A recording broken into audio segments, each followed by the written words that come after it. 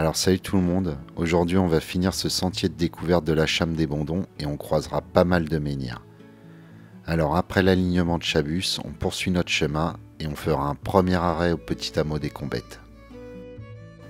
Allez, on continue notre aventure. On voit un des puèches ici. Et cette grande barre rocheuse, ça m'étonne qu'on ne retrouve rien en haut d'ailleurs. C'est vraiment étrange. Peut-être qu'on ira faire un tour si on a le temps. L'Esquinodaz n'aurait été occupé qu'à partir de -500 avant Jésus-Christ. Et on a retrouvé les restes d'un petit fortin construit environ 400 ans plus tard. Alors regardez les amis, on continue le chemin et puis on tombe sur quelques jolis petits menhirs. Celui-là doit faire 1,50 m de haut. Il est gardé par ces très belles vaches. Il y en a une qui me regarde là, qui se demande mais qu'est-ce que je viens faire ici? Alors regardez ces cailloux. Coucou toi. On remarque comme d'habitude qu'il a cette forme rectangulaire qui s'amoindrit sur le dessus, qui est un peu en biseau. Je pense que c'était voulu tout ça. On a vu énormément de menhirs pour l'instant qui avaient cette forme là. On voit pas mal de menhirs un peu partout. Ils sont pas forcément accessibles, des fois ils sont dans des champs. On en voit un là. À éviter de se manger un coup de jus. J'ai même l'impression qu'il y en a deux. Il y en a un qui est dans l'herbe renversé. Donc encore une sorte de petit alignement. On a une vue vraiment dégagée sur toute la vallée ici. D'ailleurs, on est devant le 6e panneau qui nous rappelle les nombreuses mines que possède la région. J'en parle dans une vidéo précédente. Pour l'instant, je suis ce petit muret de pierre sèche. Il y en a énormément comme à Carnac. Celui-ci est en calcaire. Mais des fois, on y trouve des fragments de granit incorporés. Et celui-ci pourrait bien être un reste de menhir. Juste avant le hameau, on tombe sur cet affleurement granitique.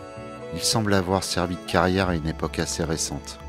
Mais je me demande s'il n'aurait pas aussi servi de carrière pour les menhirs. D'ailleurs, on voit comme des emplacements de débitage assez étranges. On voit bien l'emplacement ici. C'est vrai que des affleurements comme ça, c'est la première fois que j'en vois. Il n'y en a pas beaucoup.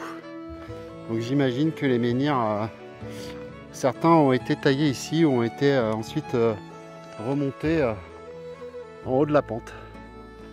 Donc c'est quand même un beau regroupement, un bel affleurement ici, granitique. On a l'impression que plusieurs roches ont été taillées. On voit qu'il y en a qui ont servi à faire ces murs.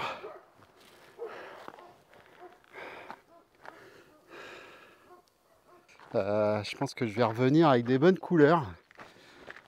Notamment un joli coup de soleil sur le nez, ma spécialité. On va enfin arriver au village, je pense.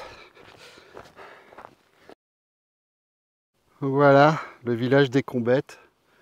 On va faire un petit tour à l'intérieur parce qu'après, le trajet continue par là. On voit des énormes blocs ici, un peu partout dans le village, c'est assez étrange. Allez, on fait un petit tour et puis on repart. C'est un joli village visiblement assez ancien. Je pense qu'il a été construit grâce à la carrière qu'on a vue juste avant. Il est d'ailleurs parfaitement incorporé au reste de l'affleurement. On se demande même si certains menhirs n'auraient pas servi à sa construction. On voit très bien l'affleurement de granit ici, avec cette pierre en équilibre.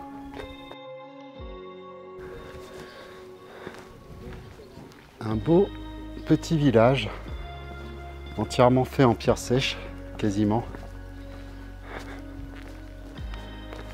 C'est plutôt calme ici. Les maisons sont bien entretenues.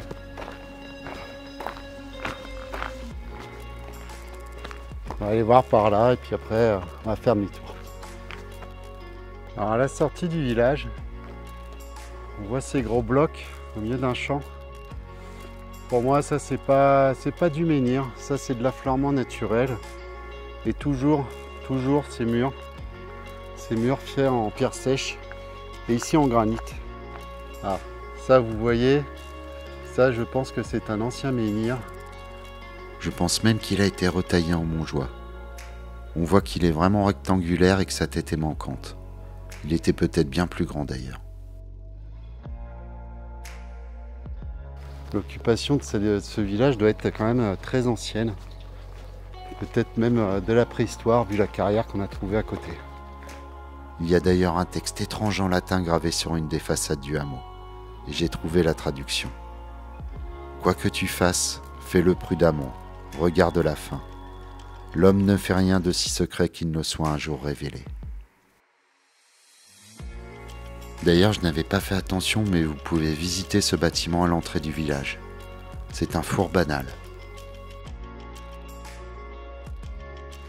Alors les amis, si vous faites un petit arrêt au Combette comme moi, vous pouvez vous asseoir sur ce, je pense, un reste de menhir qui sert de banc. Et vous avez cet ancien four qui fait également office d'exposition pour vous expliquer un petit peu la région depuis la préhistoire. Donc, le four paraît toujours en utilisation. Regardez, on peut l'ouvrir.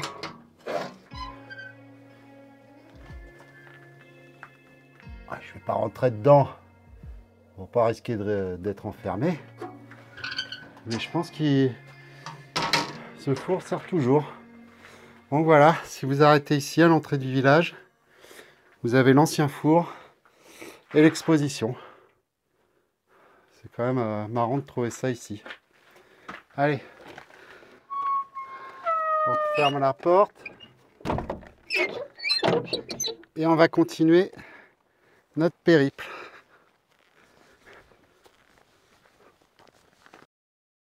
Un autre petit menhir en sortant du village. Toujours cette forme un peu biseautée. Donc c'est là où mon calvaire va commencer les amis. Parce que je pense qu'on va commencer la remontée de tout ce dénivelé qu'on a descendu. Qui fait de plus en plus chaud. Je pense que c'est parce qu'on a descendu d'au moins 300 ou 400 mètres de dénivelé. Il y a beaucoup moins de vent ici. Alors, continue le chemin. On voit un autre effleurement de granit là-bas. C'est limite un chaos rocheux. Donc, effectivement, sur le plateau, il n'y avait pas ça. Et plus on descend, plus on trouve ces sortes de carrières. Il fait extrêmement chaud les amis. On va continuer. Le chemin a l'air de passer dans une forêt. On est en train de remonter tout ça. Après une brusque remontée, je vais arriver à un petit croisement avec quelques menhirs bien intéressants. Puis le chemin grimpera à travers la forêt jusqu'au parking. On va croiser pas mal de menhirs, ils font partie du groupe de Laffage et beaucoup ont été relevés ces dernières années. Et on continue le chemin. Encore un petit menhir. Et on va remonter par là. Deux petits menhirs d'ailleurs. Toujours taillés en pointe. On voit deux marques rondes. Je pense que c'est des marques de débitage ça. Alors, regardez un très beau chaos rocheux encore à la croisée des chemins là. Avec ce petit menhir. On en voit un deuxième ici avec deux marques rondes. Mais à mon avis, ça c'est des marques de carrier. Et on voit un troisième petit menhir dans le bois là. Donc les trois forment une sorte d'arc de cercle. Je pense qu'ici on a une sorte de cromlech. Ce petit menhir devait être bien plus grand. Les carriers ont dû le briser et il n'en reste ici que sa tête. En plus de ces trois menhirs, on en voit un autre ici. Nous sommes au panneau numéro 9, à travers les temps. Oh, j'ai loupé le 8, je sais pas où il était. Enfin bon, c'est pas très grave. Allez, on va continuer. À peine 100 mètres plus tard, on tombe sur ce beau menhir d'environ 2 mètres de haut. Encore une fois assez caractéristique de la région, avec cette forme un peu rectangulaire qui part en biseau. C'est vraiment, je dirais qu'ils se ressemblent tous.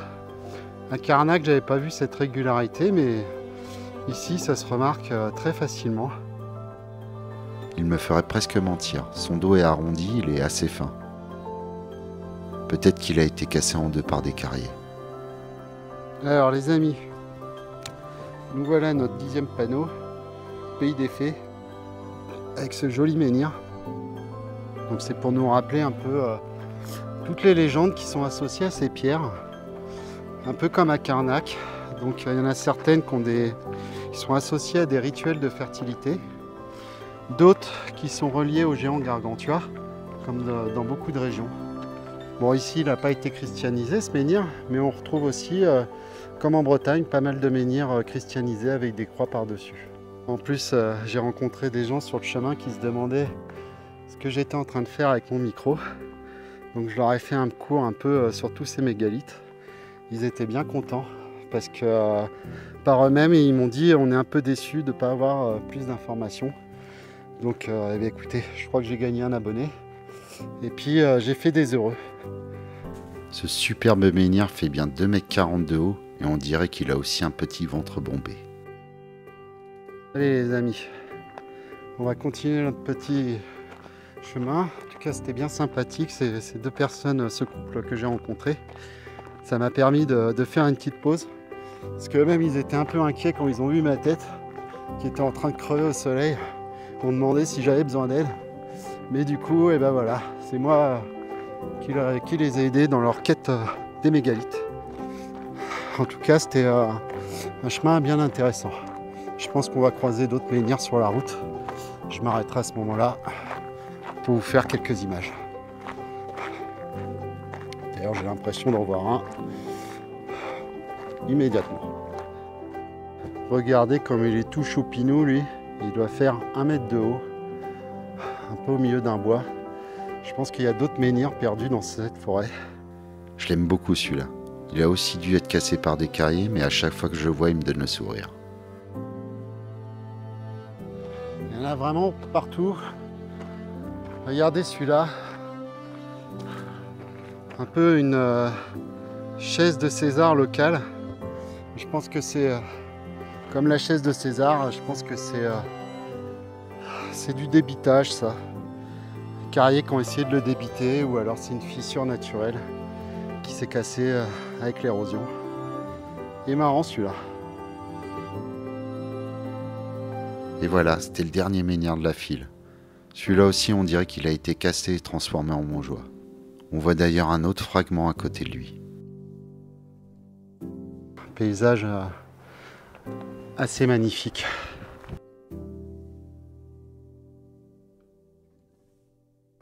Bon les amis, nous voilà revenus au point de départ. J'ai bien cru que j'allais pas y arriver.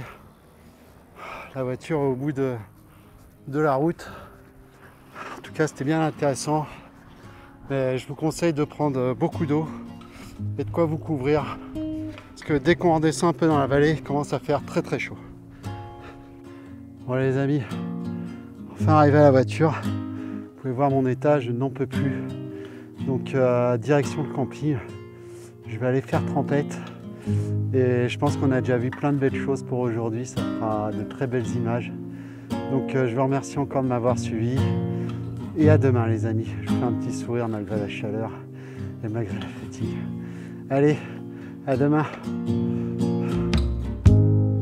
One more night with the dead.